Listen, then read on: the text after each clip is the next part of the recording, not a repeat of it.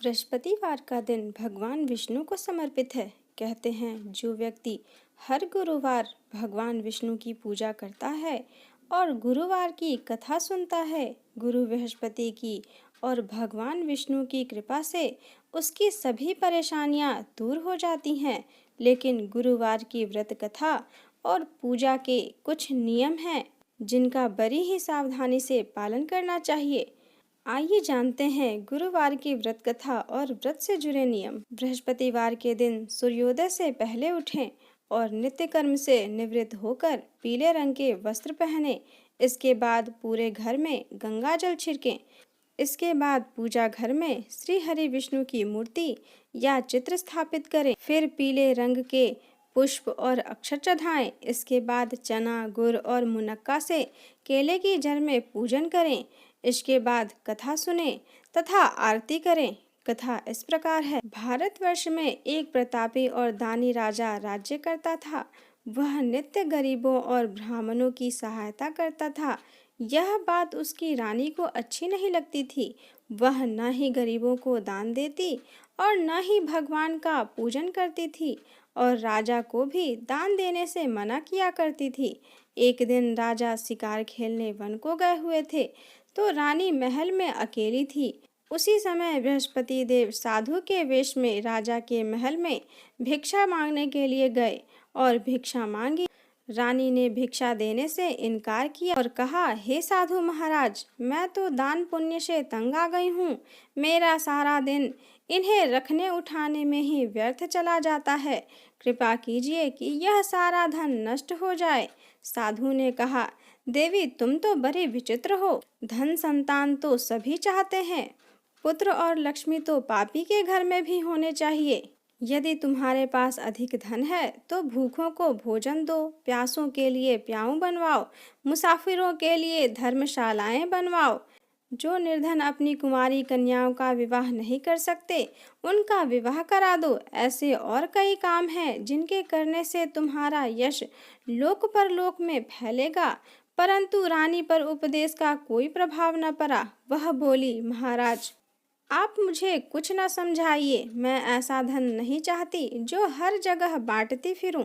साधु ने उत्तर दिया, यदि तुम्हारी ऐसी इच्छा है तो तथास्तु। तुम ऐसा करना कि बृहस्पतिवार को घर लीपकर पीली मिट्टी से अपना सिर धोकर स्नान करना, कपड़े धोना। ऐसा करने से आपका सारा धन नष्ट हो जाएगा। इतना कहकर वह साधु महाराज वहां से लोप हो गए। साधु के अनुसार कई बातों को पूरा करते हुए रानी को केवल 3 बृहस्पतिवार ही बीते थे कि उसकी समस्त धन संपत्ति नष्ट हो गई। भोजन के लिए भी राजा का परिवार तरसने लगा। तब एक दिन राजा ने रानी से कहा कि हे रानी, तुम यहीं रहो, मैं दूसरे देश को जाता हूँ, क्योंकि यहाँ पर सभी लोग मुझे जानते हैं। इसीलिए मैं कोई छोटा कार्य नहीं कर सकता। ऐसा कहकर राजा परदेश चला गया। वहाँ वह जंगल से लकड़ी काट कर लाता और शहर में बेचता। इस तरह वह अपना जीवन व्यतीत करने लगा। इधर राजा के परदेश जाते ही रानी और दासी दुखी रहने लगी। एक बार जब रानी और दासी को 7 दिन तक बिना भोजन के रहना पड़ा तो रानी ने अपनी दासी से कहा, हे दासी, पास ही के नगर में मेरी बहन रहती है।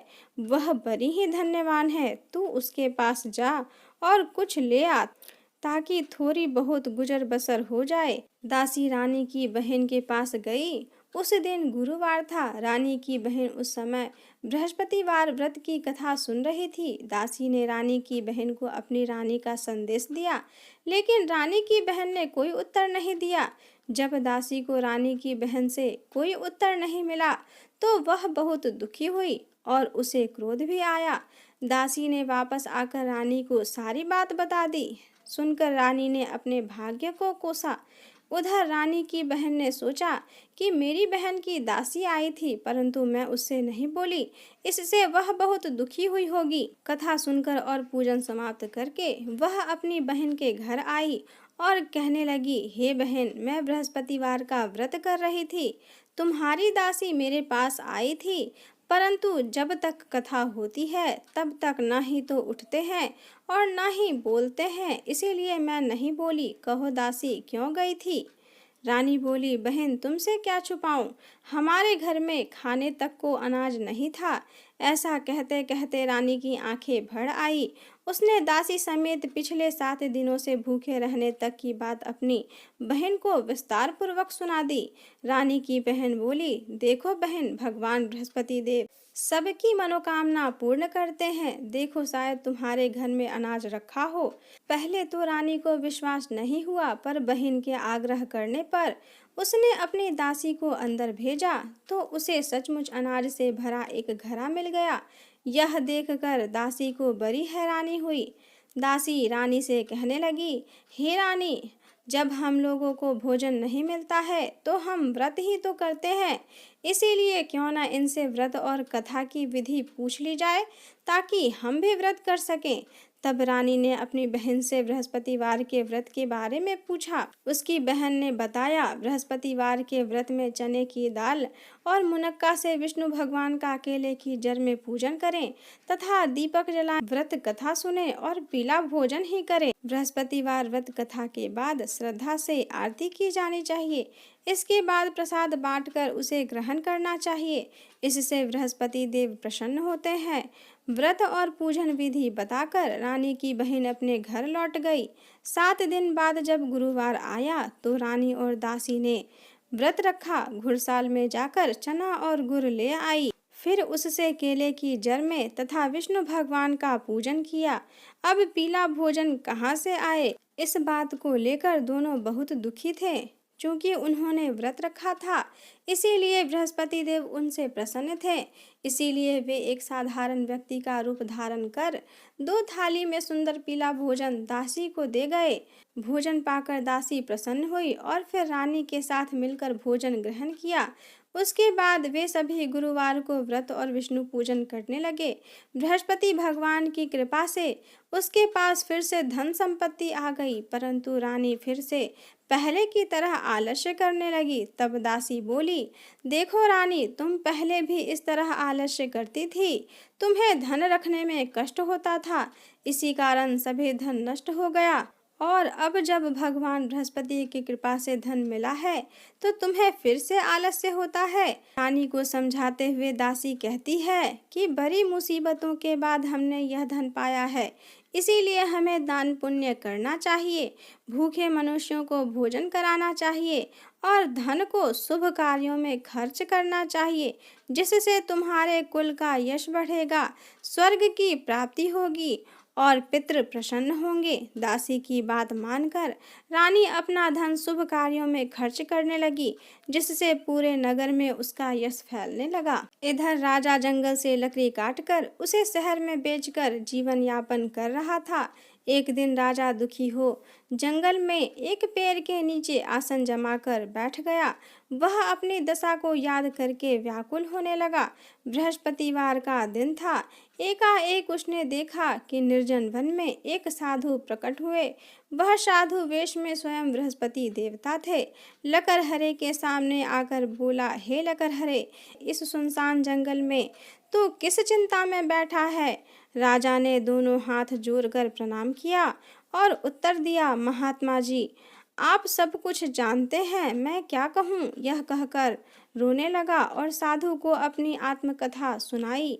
महात्मा जी ने कहा, तुम्हारी स्त्री ने बृहस्पतिवार के दिन बृहस्पति भगवान का निरादर किया है, जिसके कारण रुष्ट होकर उन्होंने तुम्हारी यह दशा कर दी।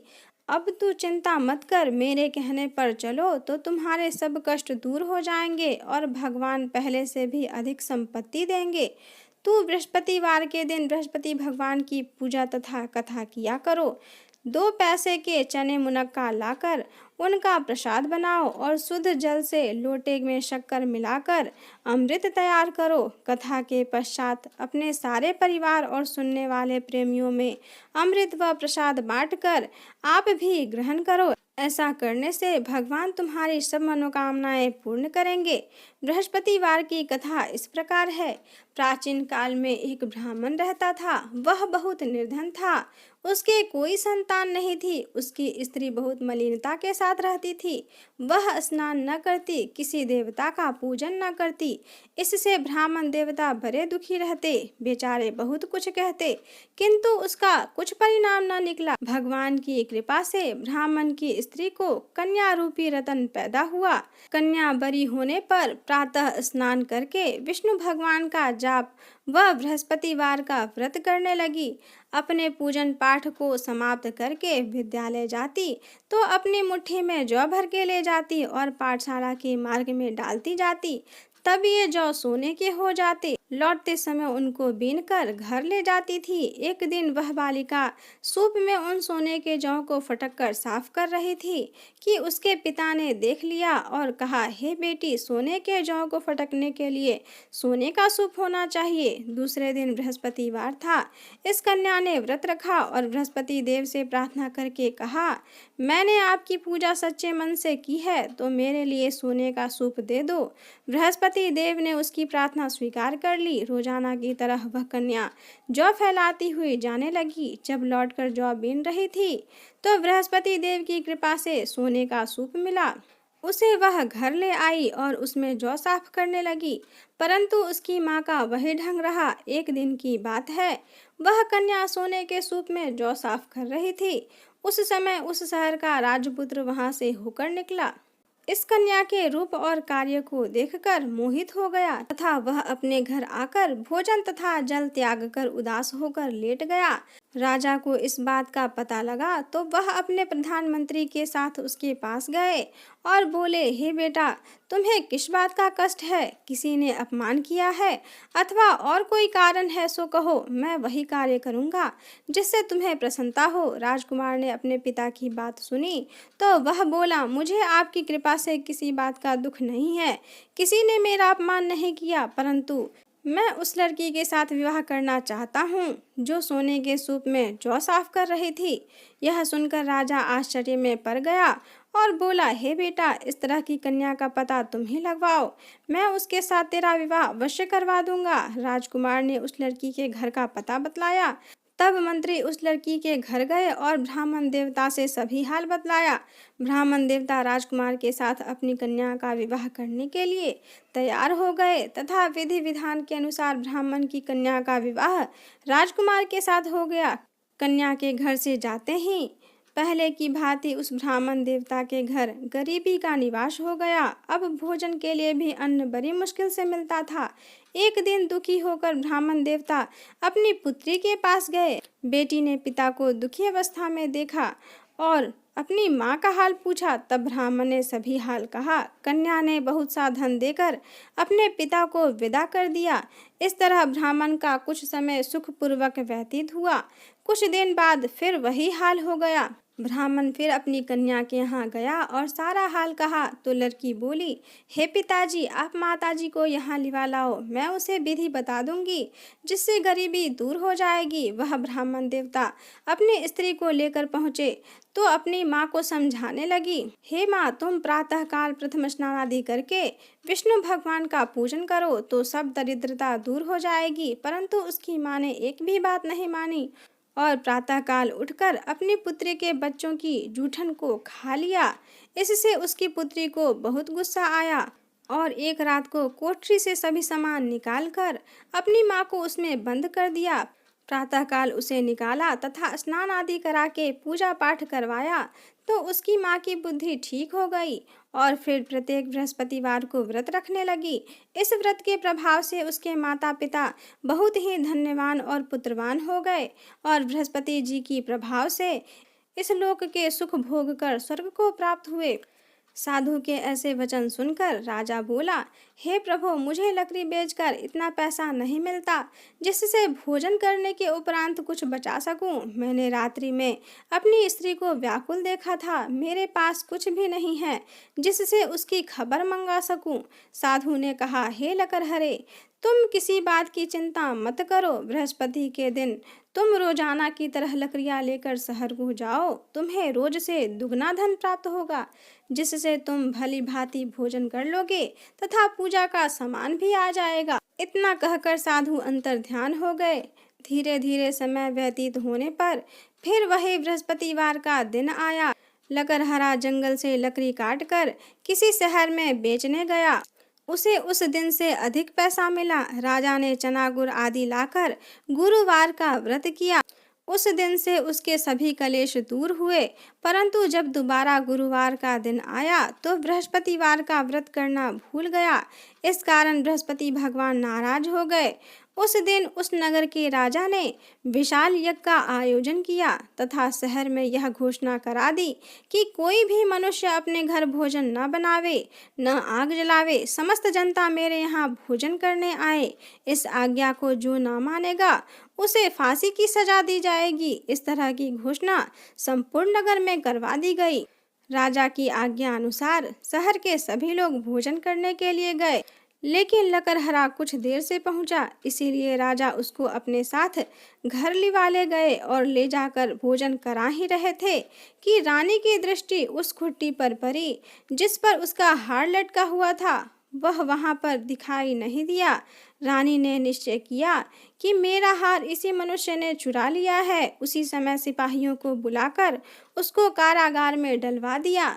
जब राजा कारागार में पड़ गया और बहुत दुखी होकर विचार करने लगा कि न जाने कौन से पूर्व जन्म के कर्म से मुझे यह दुख प्राप्त हुआ है, और उस साधु को याद करने लगा जो कि जंगल में मिला था। उसी समय तत्काल बृहस्पति देव साधु के रूप में प्रकट हुए और उसकी दशा को देखकर कहने लगे, अरे मूर्ख, तूने बृहस्पति देव की कथा नहीं करी, इस कारण तुझे दुख प्राप्त हुआ है। अब चिंता मत कर। बृहस्पतिवार के दिन कारागार के दरवाजे पर 4 पैसे पड़े मिलेंगे। उनसे तू बृहस्पति देव की पूजा करना, तेरे सभी कष्ट दूर हो जाएंगे। बृहस्पतिवार के दिन उसे 4 पैसे मिले। लकड़हारे ने कथा कही। उसी रात्रि को बृहस्पति देव ने उस नगर के राजा को स्वप्न में कहा, हे राजा, तूने जिस आदमी को कारागार में बंद कर दिया है वह निर्दोष है, वह राजा है, उसे छोड़ देना। रानी का हार उसी खुट्टी पर लटका है। अगर तू ऐसा नहीं करेगा तो मैं तेरे राज्य को नष्ट कर दूंगा। इस तरह रात्रि के स्वप्न को देखकर राजा प्रातःकाल उठा और खुट्टी पर हार देखकर लकड़हारे को बुलाकर क्षमा मांगी तथा लकड़हारे को योग्य सुंदर वस्त्र आभूषण देकर विदा किया। बृहस्पति देव की आज्ञा अनुसार लकड़हारा अपने नगर को चल दिया। राजा जब अपने नगर के निकट पहुंचा तो उसे बड़ा आश्चर्य हुआ। नगर में पहले से अधिक बाग, तालाब, कुएं तथा बहुत सी धर्मशालाएं, मंदिर आदि बन गए थे। राजा ने पूछा, यह किसका बाग और धर्मशाला है? तब नगर के सब लोगों ने कहा कि यह रानी और दासी के हैं। तो राजा को आश्चर्य हुआ और गुस्सा भी आया। जब रानी ने यह खबर सुनी कि राजा आ रहे हैं तो उन्होंने दासी से कहा कि हे दासी, देख राजा हमको कितनी बुरी हालत में छोड़ गए थे। वे हमारी ऐसी हालत देखकर कहीं लौट न जाएं, इसीलिए तू दरवाजे पर खड़ी हो जा। आज्ञा अनुसार दासी दरवाजे पर खड़ी हो गई। राजा आए तो उन्हें अपने साथ लिवा लाई। तब राजा ने क्रोध करके अपनी रानी से पूछा कि यह सब धन तुम्हें कैसे प्राप्त हुआ है? तब उन्होंने कहा कि हमें यह सब धन बृहस्पति देव के व्रत के प्रभाव से प्राप्त हुआ है। राजा ने निश्चय किया कि 7 रोज बाद तो सभी बृहस्पति देव की पूजा करते हैं, परंतु मैं प्रतिदिन दिन में 3 बार कथा करूंगा तथा रोज व्रत किया करूंगा। अब हर समय राजा के दुपट्टे में चने की दाल बंधी रहती तथा दिन में 3 बार कथा कहता। एक रोज राजा ने विचार किया कि चलो अपनी बहन के यहाँ हो आवें। इस तरह निश्चय कर राजा घोड़े पर सवार हो अपनी बहन के यहाँ चल दिया। मार्ग में उसने देखा कि कुछ आदमी एक मुर्दा लिए जा रहे थे। उन्हें रोककर राजा कहने लगा, अरे भाइयों, मेरी बृहस्पति देव की कथा सुन लो। वे बोले, लो हमारा आदमी मर गया है और इसको अपनी कथा की परी है। परंतु कुछ आदमी बोले, अच्छा कहो, हम तुम्हारी कथा भी सुनेंगे। राजा ने दाल निकाली और जब कथा आधी हुई कि मुर्दा हिलने लगा और जब कथा समाप्त हो गई तो राम राम कह के मनुष्य उठकर खड़ा हो गया। आगे मार्ग में उसे एक किसान खेत में हल चलाता मिला। राजा ने उसे देखा और उससे बोला, अरे भैया, तुम मेरी बृहस्पतिवार की कथा सुन लो। किसान बोला, जब तक तेरी कथा सुनूंगा तब तक 4 हरियार जोत लूंगा। जा अपनी कथा किसी और को सुनाना। इस तरह राजा आगे चलने लगा। राजा के हटते ही बैल पछाड़ खाकर गिर गए और किसान के पेट में भयंकर दर्द होने लगा। उस समय उसकी माँ रोटी लेकर आई। उसने जब यह हाल देखा तो अपने पुत्र से सब हाल पूछा और बेटे ने सभी हाल कह दिया। तो बुढ़िया दौड़ी दौड़ी उस घुड़सवार के पास गई और उससे बोली, मैं तेरी कथा सुनूंगी, तू अपनी कथा मेरे खेत पर ही चलकर कहना। राजा ने बुढ़िया की खेत पर जाकर कथा कही, जिसके सुनते ही वह बैल उठकर खड़ा हो गया और किसान के पेट का दर्द भी बंद हो गया। राजा अपनी बहन के घर पहुंचा। बहन ने भाई की खूब मेहमानी की। दूसरे रोज प्रातःकाल राजा जगा तो वह देखने लगा कि सब लोग भोजन कर रहे हैं। राजा ने अपनी बहन से कहा, ऐसा कोई मनुष्य नहीं है जिसने भोजन नहीं किया हो। मेरे बृहस्पतिवार की कथा सुन ले। बहन बोली, हे भैया, यह देश ऐसा ही है। पहले यहाँ लोग भोजन करते हैं, बाद में अन्य काम करते हैं। अगर कोई पड़ोस में हो तो देख लाती हूँ। वह ऐसा कहकर देखने चली गई, परंतु उसे कोई व्यक्ति नहीं मिला जिसने भोजन न किया हो। अंत में वह एक कुम्हार के घर गई जिसका लड़का बीमार था। उसे मालूम हुआ कि यहाँ 3 रोज से किसी ने भोजन नहीं किया है। रानी ने अपने भाई की कथा सुनने के लिए कुम्हार से कहा। वह तैयार हो गया। राजा ने जाकर बृहस्पतिवार की कथा कही, जिसको सुनकर उसका लड़का ठीक हो गया। अब तो राजा की प्रशंसा होने लगी। एक रोज राजा ने अपनी बहन से कहा कि हे बहन, हम अपने घर को जाएंगे, तुम भी तैयार हो जाओ। राजा की बहन ने अपनी सास से कहा। सास ने कहा, हाँ चली जा, परंतु अपने लड़कों को मत ले जाना, क्योंकि तेरे भाई के कोई औलाद नहीं है। बहन ने अपने भैया से कहा, हे भैया, मैं तो चलूंगी पर कोई बालक नहीं जाएगा। राजा बोला, जब कोई बालक नहीं चलेगा तो तुम ही चलकर क्या करोगी। बड़े दुखी मन से राजा अपने नगर को लौट आया। राजा ने अपनी रानी से कहा, हम निर्वंशी राजा हैं, हमारा मुंह देखने का धर्म नहीं और कुछ भोजन आदि नहीं किया। रानी बोली, हे प्रभु, बृहस्पति देव ने हमें सब कुछ दिया है तो हमें औलाद अवश्य देंगे। उसी रात्रि को बृहस्पति देव ने राजा के स्वप्न में कहा, हे राजा, उठ, सभी सोच को त्याग दे, तेरी रानी गर्भवती है। राजा को यह बात सुनकर बड़ी प्रसन्नता हुई। 9वें महीने में उसके गर्भ से एक सुंदर पुत्र पैदा हुआ।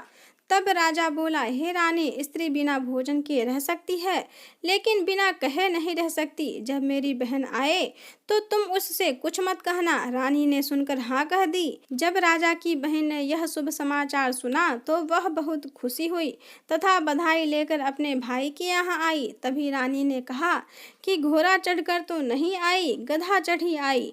राजा की बहन बोली, भाभी, मैं इस प्रकार न कहती तो तुम्हें औलाद कैसे मिलती। बृहस्पति देव ऐसे ही हैं, जैसी जिसके मन की कामनाएं हैं सभी को पूर्ण करते हैं। जो सद्भावना पूर्वक बृहस्पतिवार का व्रत करता है एवं कथा पढ़ता है अथवा सुनता है, दूसरों को सुनाता है, बृहस्पति देव उसकी सभी मनोकामनाएं पूर्ण करते हैं।